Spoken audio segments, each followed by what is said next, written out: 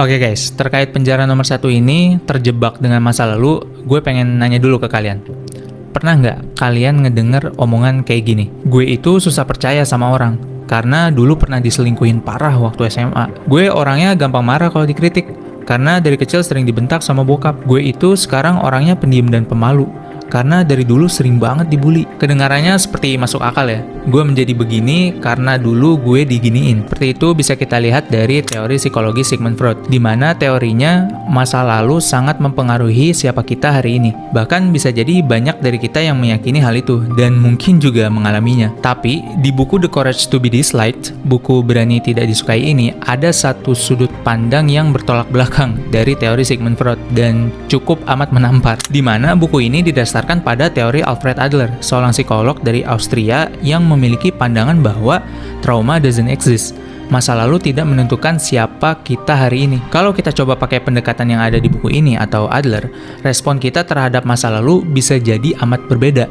Misalnya, gue mungkin pernah diselingkuhin, tapi sekarang gue memilih untuk nggak bawa luka itu ke hubungan yang baru. Gue dibesarkan di lingkungan yang keras, tapi gue memilih jadi orang yang tenang dan mau mendengarkan. Gue dulu orangnya dibully, tapi sekarang gue memilih untuk tetap percaya diri dan bersosialisasi. Adler percaya bahwa kita bukan hasil dari masa lalu kita, tapi hasil dari cara kita menafsirkan masa lalu tersebut. Jadi bukan semata-mata karena masa lalu kita buruk, makanya kita jadi orang yang pendiam, pemarah, atau susah percaya sama orang. Tapi yang sebenarnya terjadi, tanpa sadar, kita memilih untuk mempertahankan reaksi itu sampai sekarang.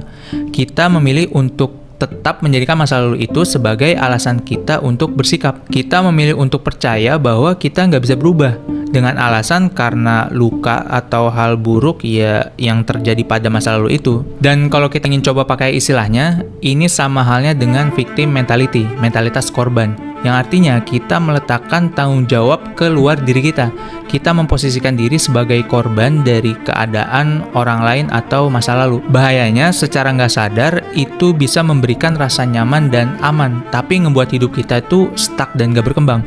Karena kita merasa tidak perlu bertanggung jawab sepenuhnya atas kondisi kita sekarang. Contohnya, rasanya akan lebih enak bilang, gue gagal karena orang tua gue dulu nggak ngedukung, daripada kita bilang, gue gagal karena gue belum usaha maksimal. Gue tahu inti dari poin ini akan menjadi suatu hal yang sangat membuat konflik ide dan pikiran, tapi kalau kita coba pikir sama-sama, dengan kita memandang masa lalu dengan teori Adler, justru hidup akan jauh lebih baik dan berkembang. Ada orang yang mungkin dulunya dibully, lalu menjadi pendiam, berlindung di balik kata introvert, menjadi pemalu dan takut